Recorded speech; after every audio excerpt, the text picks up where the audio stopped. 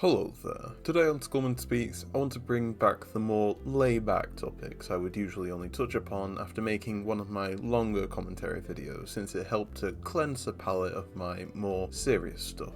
As such, I'll be going over my most favoured Pokemon, which were initially up at 30, but I managed to half it with enough judgment, though it was a little too hard to kick out the last 5. The way in which these are ranked doesn't come down to skill or power, but also my impression of the Pokemon, whether when battling, or just them as their own character. With the diversity of each game, the spin-offs, the fan versions, animes or movies, there are simply so many versions of them which can be viewed, making for some of the most diverse interpretations of the Pokemon themselves. If you have your own list, then be sure to let me know in the comments below so we can compare that with one another. There are so many interpretations which could be gathered that it is something I would be happy to hear out, because everyone has their own reasons, as expected. Hell, you could just leave your favourite Pokemon down there if you can't come up with a list. But that is enough stalling. I'll just get straight into the list at hand.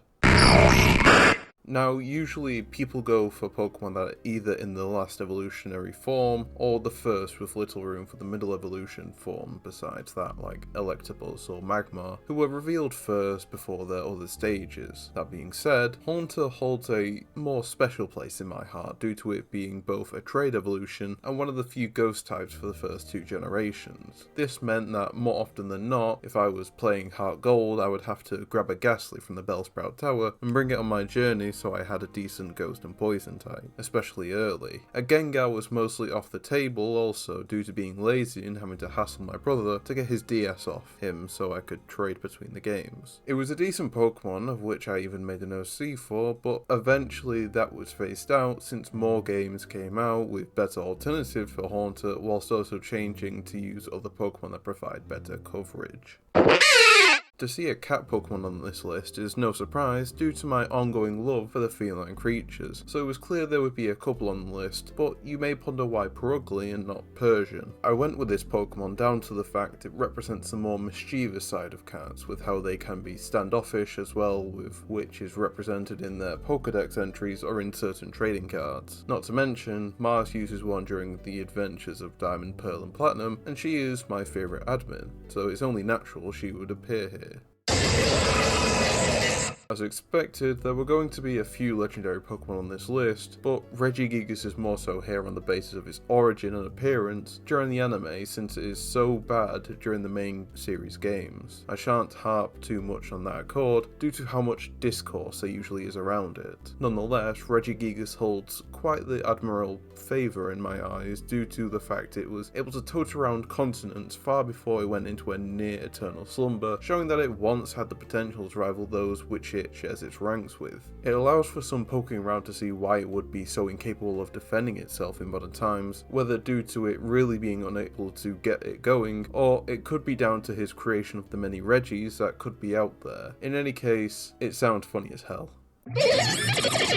Originally, this place was a duel between Drapion and Toxicroak, due to me weighing up the potential of each when playing through any of the Generation 4 games, since you get both of their pre-evolutions from the Great Marsh. The only real defining part that sets Toxicroak ahead of the other would be the fact that it is unique typing, and I'm also drowning in Dark-type Pokemon, as Weavile and Honchkrow are alternatives I could reach for. That being said, Toxicroak has proven itself to be quite the remarkable addition to my team when playing through Pokemon Reborn, as it could usually adapt to harmful terrains that put everyone at a great disadvantage. I would be put in a great spot whilst others squirm to better their standing once more. As long as it didn't get hit too harshly, I would be able to recoup lost HP whilst whittling them down with poison or drain punches. The only thing that shook it would be psychic types, but a mighty Sucker Punch made it hard to put down without one more go.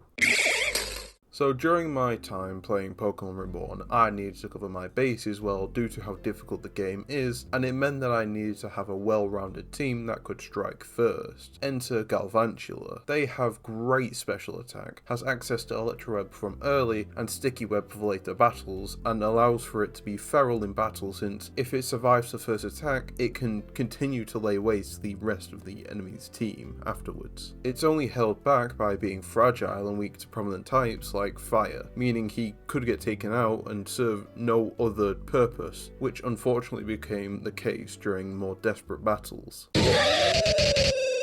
It may seem strange that I would put Electivire here instead of Galvantula, considering as a whole I would probably pick the former over the latter, but the reason it is here would be down to experience. I remember it being introduced in Generation 4 and losing my mind because it looked buff, acted as a cool counterpart to Magmortar, and learned all the elemental punches too. The drawback was that I could never get it, whether it was due to the Electivire eluding me or the previous evolutions themselves. That's what made obtaining it in later generations more impactful, and why I used it throughout my Pokemon Desolation playthrough, despite only being one type, going against the grain compared to my other Pokemon that had to be dual typing.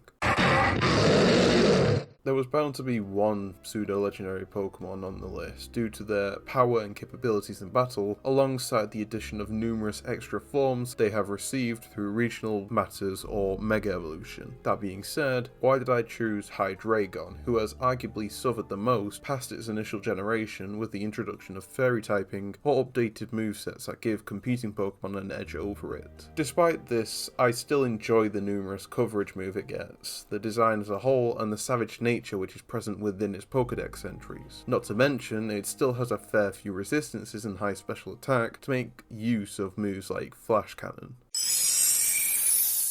Okay, as a battling companion it is painful to use Frostmoth, due to it being slow and fragile with no decent coverage despite having lots of special attack to mow down grass or flying types. Not to mention it gets bodied by the regional rock type of Colossal due to its dual rock fire typing. That being said, my favourite insects are moths, since they're just a cooler butterfly, and the ice typing is up there as one of my favourite typings as a whole, since the design for some of them are cool.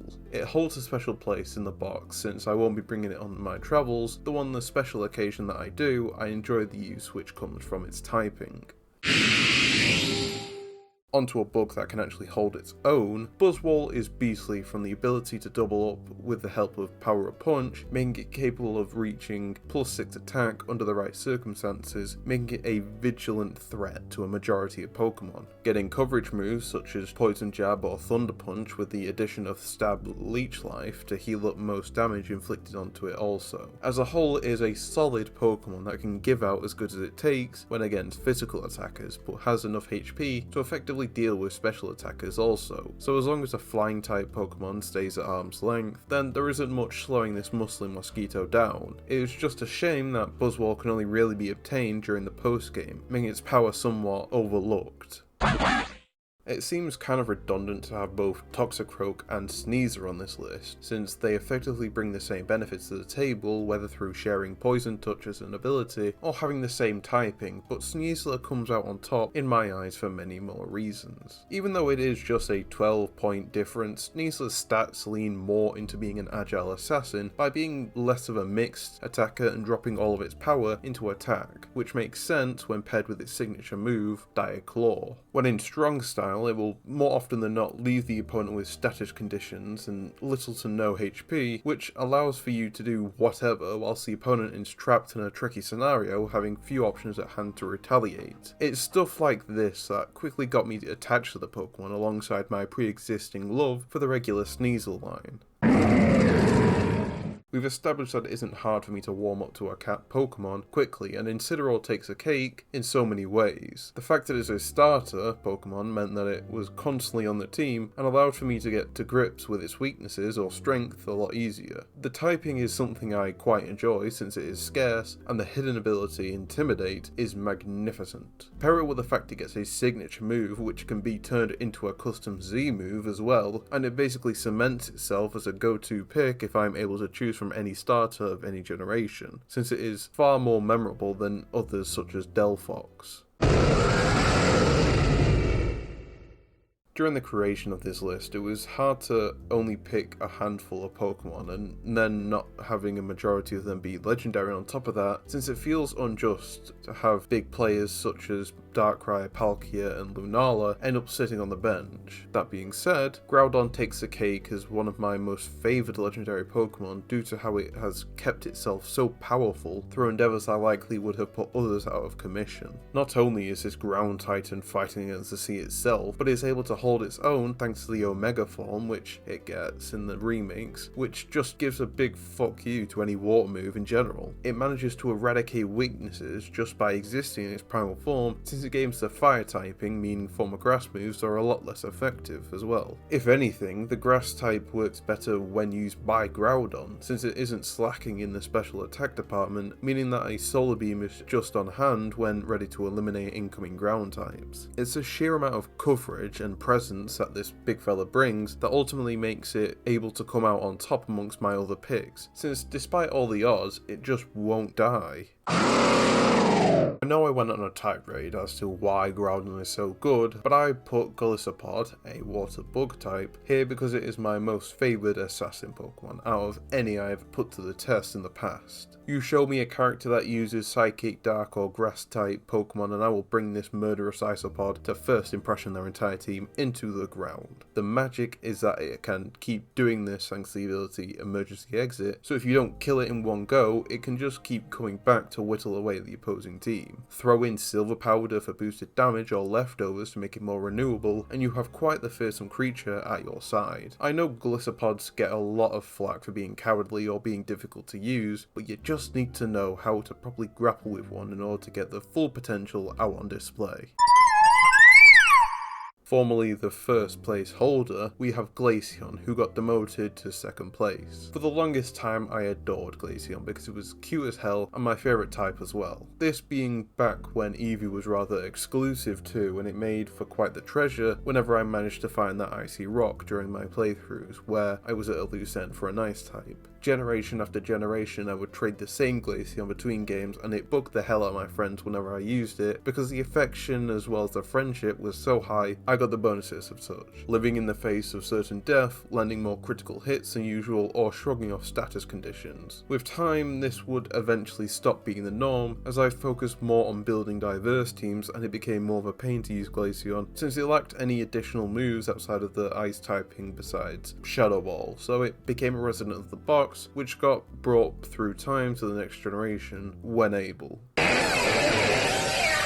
There's no point holding you in suspense. You'll obviously know that Dusk Noir is my favourite Pokemon out of them all if you have been following me on Twitter or just looked at the shelf beside me. Besides the rotund figure, Cyclops gaze and menacing presence, they function pretty well as a wall to most attacks whilst being able to dish out some powerful moves itself like any of the punches, whether elemental or spectral, alongside many coverage moves. Dark type Pokemon coming in, hit it with a Skitter Smack, Leech Life, Brick Break, whatever, and then use the dark typing to punish other ghosts with Darkest Lariat. I just think the ability side of things is letting them down since I get why it would have pressure or frisk since it is the gripper Pokemon after all, but what if we gave it Iron Fist as its hidden ability? It would make sense since it has all of those punches and would greatly boost the usability of Shadow Punch to be more than Shadow Sneak, which lacks priority. However, this brings me to the end of my ranking as I presented all I can for my top 15 as of current, at least with plenty more waiting in the wings if I were forced to add more for whatever reason. I didn't want to overly detail the entries since this is a Skullman Speaks after all, and it would be overkill in some places due to how much I may value one over another. But what do you think? Which Pokemon have you grown to love and who would you say tops the list as your favourite? Let me know in the comments below and I'll see how it fares compared to my own. In any case, this has been Skullman Speaks and I'll see you next time.